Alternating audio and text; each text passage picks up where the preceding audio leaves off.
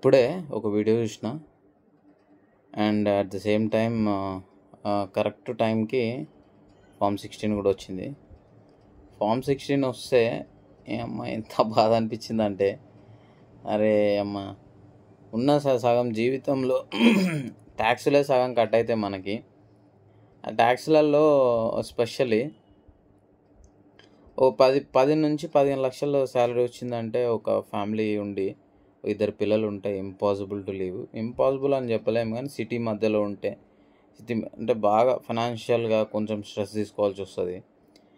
రేపు మనకు 15 లక్షల శాలరీ, 13 లక్షల శాలరీ ఉంటే 2-3 లక్షలు ట్యాక్స్కే పోతుంది.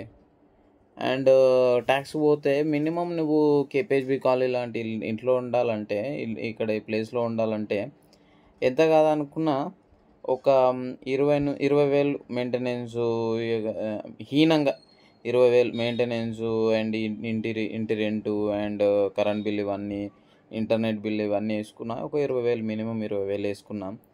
అదంతా కలిసి ఒక 2,40,000, 2,50,000 దానికి పోతుంది.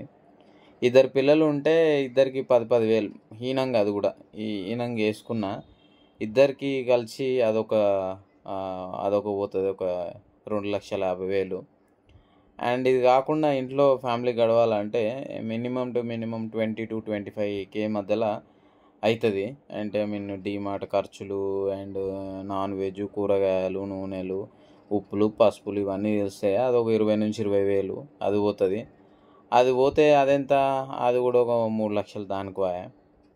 అండ్ ఇది కాదన్నట్టు మనకి అంతో ఇంత చిన్న చిన్న ఈఎంఐస్ ఉంటాయి కదా, కారు కొంటే ఒక కారు ఈఎంఐలు, ఇవన్నీ కొంటే దానికో ఈఎంఐలు దానికో పోతుంది.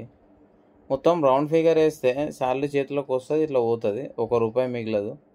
మళ్ళీ మనకు పిల్లలకి ఏదైనా కొనియాలన్నా, అది చేయాలన్నా, ఇది చేయాలన్నా ఎంత కష్టమవుతుంది అంటే ఇక ప్రతిదానికి సేవ్ చేసుకుంటూ వెళ్ళాలి. సిటీలో బ్రతకాలంటే ఇద్దరు జాబ్ చేయాల్సిందే, ఇద్దరు జాబ్ చేసి ఫైనాన్షియల్గా స్ట్రాంగ్ ఉండాలా.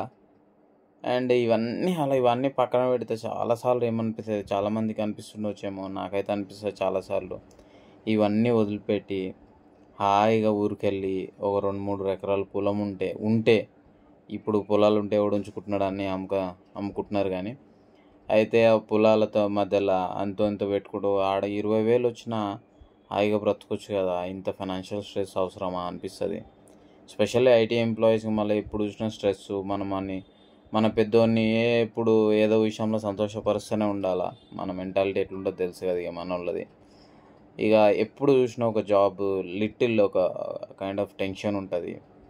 ఈ ఐటీ ఎంప్లాయీస్ స్పెషల్లీ అదో ఇదో అలవాట్లు వస్తుంటాయి. హోటల్స్కి వెళ్ళడం అలవాట్లు, ఇప్పుడు సిటీ లైఫ్ ఉన్న అలవాట్లు, దానికి మళ్ళీ సెపరేట్ ఖర్చులు ఉంటాయి. ఇక ఇవన్నీ కాదురా భయ్, చాలామంది 20,000, 30,000తో బతుకుతలేరంటే బతుకుతున్నారు నిజంగానే.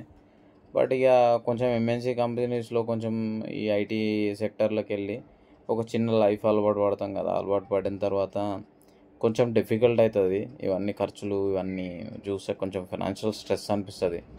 ఎంతమందికి ఊరికెళ్ళి ఊర్లో హాయిగా బ్రతుకుదాం అనిపిస్తుంది. నాకైతే ఎవ్రీడే అనిపిస్తుంది, దేవా అట్లీస్ట్ ఒక మంచి పొలం ఉంటే, ఒక చిన్న జాబ్ ఉంటే హాయిగా బ్రతికేద్దాం కదా. ఊరికి వెళ్ళడానికి నడుచుకుంటూ పోవాలి, పొలంకి వెళ్ళడానికి నడుచుకుంటూ పోవాలి, వచ్చేటప్పుడు నడుచుకుంటూ పోవాలి. ఇప్పుడు ఎవరు పొలాలకు నడుచుకుంటూ పోతలే, అందరు బైక్ల మీద పోతురు, ఇష్టమైతే కార్లో కూడా పోతురు అనుకో, అది వేరే విషయము.